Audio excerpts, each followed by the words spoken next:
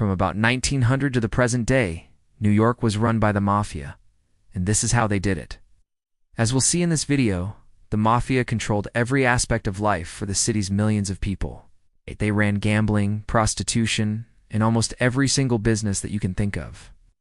The five families of La Cosa Nostra had forged an uneasy alliance, working together to ensure their survival and prosperity. So what made the Mafia takeover possible? First of all, there was no police force in New York or any other American city. And so if you wanted to commit a crime, you could get away with it unless you were unlucky enough to be caught by one of the many vigilant neighborhood watch groups. As well as not having a police force, there was also no federal law enforcement agency like the FBI either. This meant that most crimes went unpunished and criminals operated freely. In fact, in the early 20th century, gangs would even settle their differences through fistfights in public.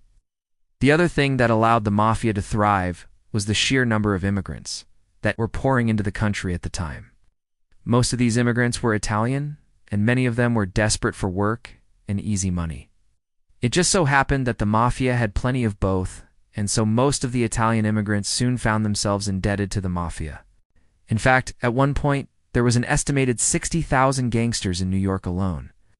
But how exactly did the Mafia control everything? Well, it all started when a group of Italian gangsters arrived from the south of Italy. These guys had previously worked as soldiers under the rule of the feared crime boss, Tito. But when Tito was killed by rival mobsters, these men were forced to flee to the United States to escape the wrath of his successors. And so that SYULL often hear the term Cosa Nostra used to refer to the Mafia. Cosa Nostra means our thing, or our business in Italian. And it was originally used as the name for the group of soldiers who worked directly under Tito. Once they arrived in New York, they quickly adapted to their new surroundings and adopted the customs and culture of the local Irish and Jewish gangs. They began working as thugs for hire and quickly established themselves as a criminal force to be reckoned with. Eventually, they expanded their criminal activities to include extortion, bootlegging, and prostitution, which made them extremely wealthy. And in fact, they became so powerful that the authorities had to start taking them seriously. In the early days, the Mafia tried to avoid violence with the authorities, but eventually the police started targeting them, so they had no choice but to fight back. This led to a violent turf war between the police and the Mafia that lasted for years. But eventually the Mafia won out, and they were able to control the entire city. Now, although the Mafia were able to control the police force and other aspects of the city, there was one thing that they couldn't control, and that was the media.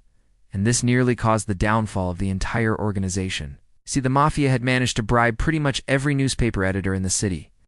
But there was one man who refused to accept their bribes. His name was Charles Pokey, and he published the truth about the Mafia in his weekly newspaper, which was called Variety. Of course, this didn't go down too well with the Mafia, and they threatened Pokey's life several times. But he refused to back down. Eventually, the Mafia decided that they had no choice but to silence him. So on April 18th, 1927, two gunmen approached Pokey while he was walking home from his office and shot him dead in front of hundreds of people.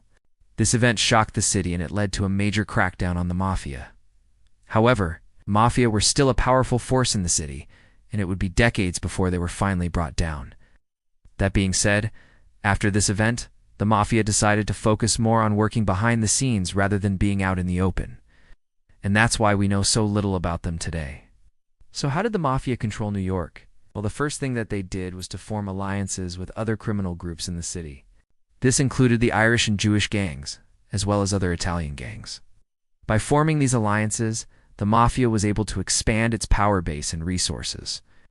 They were then able to use this power to control the city's economy. One way that they did this was through extortion. The Mafia would target businesses and individuals and threaten them unless they paid a certain amount of money. They would often demand money in exchange for protection, but they would also extort people for other reasons as well. For example, they might demand money from a business owner in order to allow them to operate, or they might extort someone who owed money to a mobster. Another way that the Mafia controlled the city was through gambling and prostitution. These were two highly profitable activities that were illegal at the time, and the Mafia was able to capitalize on this by providing gambling opportunities and running brothels. They were also able to use these activities to further their other criminal enterprises. For example, They might use a gambling den as a front for a loan sharking operation. Of course, none of this would have been possible without the help of corrupt officials.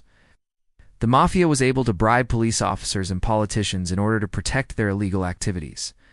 This allowed them to operate freely and expand their criminal empire.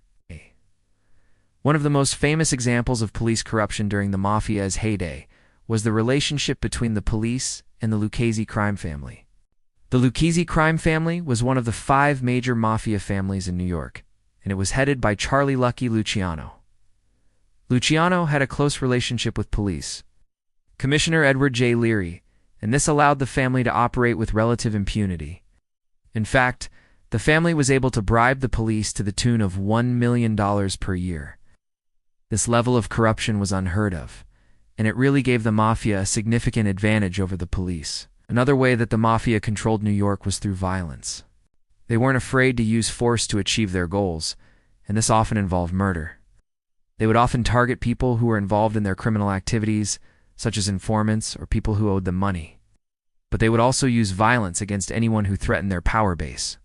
For example, they might kill a business owner who refused to pay protection money, or a journalist who was investigating their activities. Despite all of this, there were still some people who tried to stand up to the Mafia. These were often ordinary citizens who had had enough of the Mafia's reign of terror. They might have been motivated by a desire for justice or simply a hatred of the Mafia. Whatever their motivations, these people were often targeted by the Mafia, and their lives were often in danger. In the end, the Mafia's reign of terror came to an end. When the authorities finally cracked down on them, this was a long and difficult process, but eventually the Mafia was broken, and New York was finally free of their clutches. Now, even though the Mafia no longer controls New York, their influence is still felt today. Many people still live in fear of the Mafia and their activities, and there are still many secrets that the Mafia is hiding. If you want to learn more about the Mafia, then make sure to stay tuned. We've got plenty more videos where we explore the dark underbelly of society. Now, before we finish, I want to say thank you for watching this video. If you enjoyed it, please leave a like and subscribe to stay up to date on our latest content. And if you're feeling extra generous, you can also check us out on other platforms where we share exclusive content that you won't find anywhere else. Again, thanks for watching, and we'll see you next time.